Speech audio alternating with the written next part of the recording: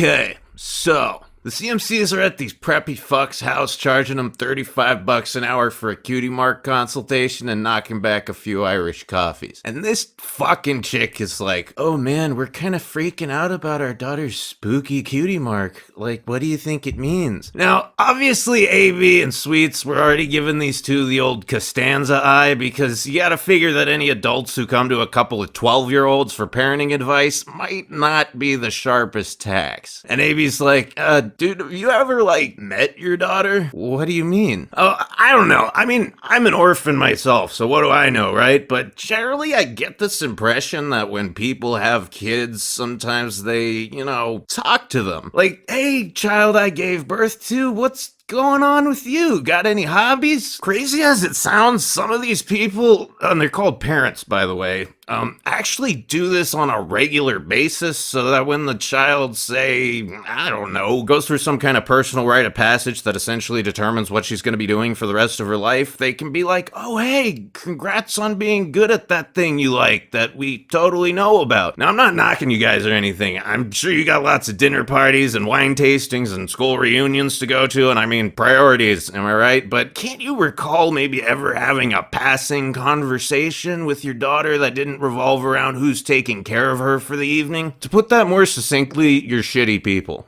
That's what I was going for. Anyway, the girls are swaggering around the town, just having the bants and giving each other props because they aren't even teenagers yet and they're already running a business. And Scootle is like, wow, dude, we're pretty awesome. I mean, there are people twice their age who haven't accomplished half of what we've done and never will because they're broken messes of emotional confusion who spend their entire adult lives trying to escape reality through counterculture, nostalgia, and weird obsessions. And Apple Bloom's like, that was an oddly specific example, but I agree. And Sweetie's all, yeah man, we're great and all, but I just can't shake this feeling that something unusual is about to happen that'll put all this knowledge and confidence we've earned to the test. What makes you say that? I don't know, dude. It's just this weird vibe I get a couple times a year, and it always happens on a Saturday, oddly enough. And Scoots is like, dude, check it out. That bird has a cat's ass. So Sweetie's like, man, maybe we should go hang out somewhere else. I mean, griffins are shitty people. Dude, that's racist. It's not racist if it's just fucking true. Then this happens. The Cutie Mark Crusaders!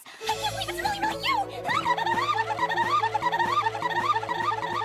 And so we see how right Sweetie was as this vicious beast violates the poor fillies in a merciless act of non-consensual hugging. So this is Gabby, a charming young moe catbird with a heart of gold who's come to Ponyland in search of some expert advice. And she's like, oh my god, you guys, I am so stoked to be here. You ponies spread compassion like it's herpes or something, and I want you to give me one of your tramp stamps so that I can find my purpose in life. Dude, what kind of operation do you think we're running here? If you want a tattoo, go to a tattoo parlor. If you want a venereal disease, go see Vinyl Scratch. Sorry, dude, I used some bad analogies there. It's from being around griffins all the time. Most of us are shitty people. I fucking told you, Apple Bloom. Anyway, I just think ponies are so nice, and I want to be just like you guys, and it's become my dream in life to get a cutie mark so I can... Not gonna happen, bro. You're a griffin. Dude, that felt kind of racist. She's just like that sometimes. I'm sorry. Sorry, bro. I didn't mean it like that. Give us a minute, and we'll go talk to our crazy friend who lives in a bigger treehouse. Apple Bloom, come here. So, Gabby bounces for a sec. Toodles for now!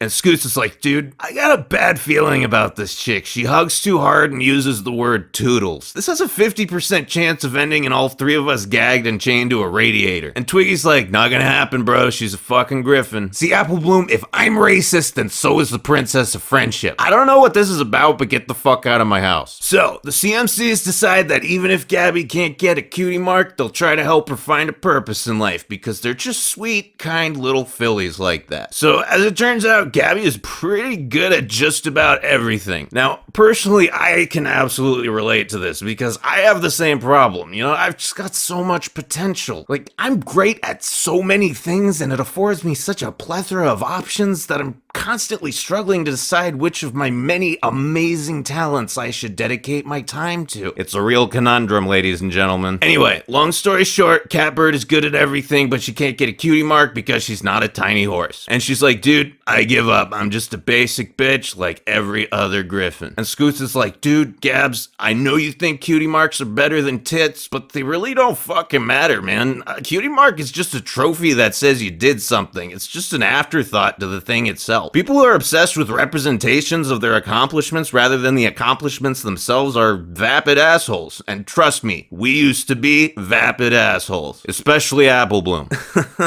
Fuck you. Anyway, yeah, you don't need a tramp stamp to tell you what your purpose is. I know you said pony spread compassion like it's herpes, but you didn't need anything from us. You had that herpes all along, and you've given it to everyone you've met. But hey, you're talking to the former vapid asshole support group, so we made you one just so you don't feel left out. We only figured out our purpose in life when we stopped trying so hard for a result and just started having fun with the process, you know? You obviously love helping people, so just do that, don't worry about anything else, and you might have a shot at the only result that matters.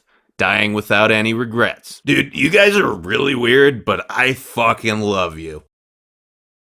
I know what it's like to want something that's out of reach.